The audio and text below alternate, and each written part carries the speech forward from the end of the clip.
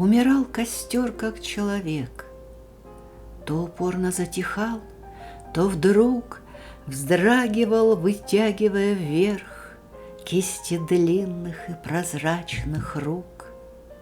Вздрагивал, по струйке дыма лес, будто унести хотел с собой этот дивный неподвижный лес от осин желтеющих рябой.